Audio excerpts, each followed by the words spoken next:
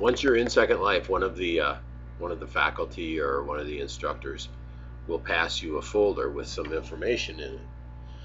I will show you what happens when they pass a folder to you. You'll see a pop-up in the upper right corner of your screen as the folder's passed you. When that pop-up happens, you will click on the second keep, the one not in parentheses. You'll notice the name of the folder is Scrubs Oshkosh Baggy Fitting. So I'm going to click on that. And that automatically goes to your inventory. You go down here, click your inventory button. Right in the middle here, you click on recent items. And there it is. You click the down arrow. And you'll notice in this folder, there are a couple of other folders with different colors of scrubs and with stethoscopes also with them. There's a bald base that a person would put on their skull in case they wanted to change their hair, and there'll be an opportunity for you to change the appearance of your avatar at a later date. The best thing that we recommend is for you to contact Tom, and he can go through it with you while screen sharing on Skype, and you'll be able to see exactly how to do it. But meanwhile, I'll just show you a couple of quick things right now. We're going to put on some let's put on some green scrubs on this gentleman. So what I'm going to do is take my cursor, you can see it right here, and I'm going to slide it over to the down arrow to the left of the folder. That opens up this folder, and you're going to notice I've got some loose fitting scrubs lower. You'll notice their pants design. So what I'm going to do is put my cursor right on the line there somewhere, and I'm going to right click, and then I am going to click wear. What will happen is it will automatically replace the pants that are on. Should. There we go. I'm going to do the same thing for the shirt. I'm going to right click, and I'm going to wear, and on it goes. I've got a stethoscope for a male shape. I'm going to right click on that, and I'm going to choose wear. You'll notice that his shirt, apparently, that John has on is over the under one, so it might be a jacket type setting. So I'm going to click on worn items, and I'm going to look and see what he's wearing. He's wearing the male party outfit, and it appears that his right here, you'll notice his male party shirt lilac, which is worn, is the one that's on. So I'm going to right click on that, and I'm going to choose take off, and that should take off his violet shirt. There we are. And I'm going to spin him around so you can see what he looks like from the front. Looking a little bit professional now. He's getting there. I'm going to go back to my recent items folder, and I am going to, what am I looking here to put on him yet? I'm going to put on some nurse's shoes here. So I'm going to right click on that. I'm going to choose wear, and the white shoes will go on. Apparently his older ones don't want to come off, or his pants underneath, so we'll have to remove that also. There's also some socks that a person can put on here somewhere too, and we might as well toss those on. Click on wear. I have different styles of hair in this folder also. Like I said, we can show you how to change all that later. We don't want to take the time up now. That's during your period of time, you know, as the afternoon goes. I just want to get you started here, show you what you need to know. I'll go back to the worn items here, and I'm going to take off looks like his pant legs on this particular avatar, so I'm going to just right click on it and detach that, and the same thing with the left side, and just detach that so he looks a little better. Now also, this particular scrub outfit that he's wearing, you can make it baggier or tighter on the person if necessary, and that's when a person would go in. You would click and go into your appearance function. So if I put the cursor right on the person and I right click, you'll notice I get a pie menu. If I go into appearance, you'll notice that he kind of spins around, and you're looking at him, and over here you see the appearance box.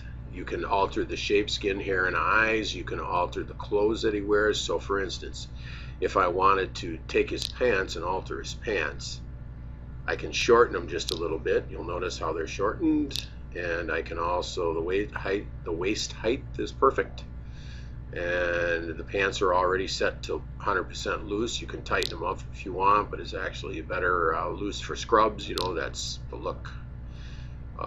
Keep in mind that you won't get a choice of colors for your real life scrubs. That's not very pleasing on some, but the rest of this looks like it's set pretty good, so we'll leave it. So what we want to do afterwards then is to go ahead and just click on save, which I did already, and then OK, and he'll come right out of that function. And I'm going to remove those other shoes that are on him by going back to the worn items. And I've got nurse's shoes, which are good. Here's the male party shoes, left and right. So I'm going to right click on that, and I'm going to detach, and I'm going to go up to the shoe on the right click on that and detach on that too. And let's see how our student nurse looks now. Our virtual student nurse looks pretty good. One more thing, I'll go back to the recent items. That's the folder that Techni Mentor Badger sent. You'll notice in the folder we have a Oshkosh ID badge for students. I'm going to right click on that, and I'm going to choose to wear that also, and that should go right in this relatively the same position as Techni's badge is right there. You can see it. It's taking a little longer. There it comes. And there are ways to adjust this also, and to make it appear a little, you know, like straight out like this one. And that we can get into later too when you want to personally would screen share with Tom, and which is me, and we can go over on how to edit things, but that's a little more than you need to know at this point. So the other thing I wanted to tell you is you'll notice on top of both of the avatars you'll see the white dot here, white dot here. That is your voice audio link. You'll be chatting in voice in a lot of your experiences here in Second Life, and how you do that is simple. It should already be preset on your computer. Your middle mouse button, if you look down on your keyboard, when you press down on your middle mouse button, as I'm doing right now, you'll notice the green waves coming from the white dot. That means that anyone else within range that also has the white dot on their head will be able to hear you voice-wise, your audio. You'll notice that the lips also move when I talk. I'm going to zoom in here so you can see.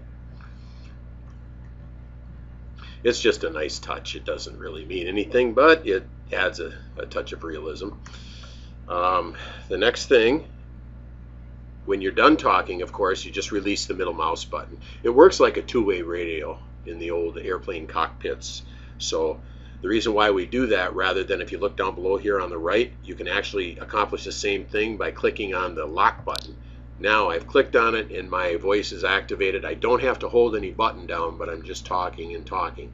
It's okay if you want to use that function. The only thing is you've got to remember to, when you're done talking, click that padlock off again to shut off your mic, because you'll hear all kinds of extraneous things if you leave your mic on.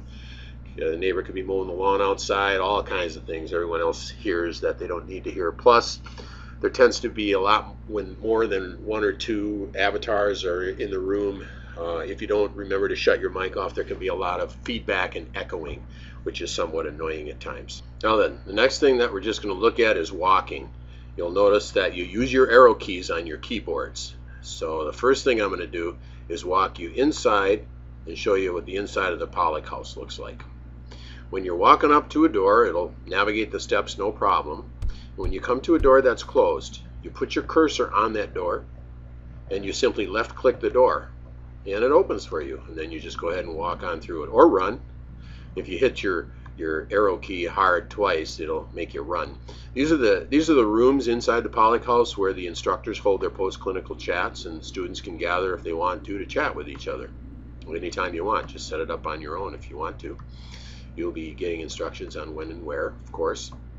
But this won't be until your clinicals start.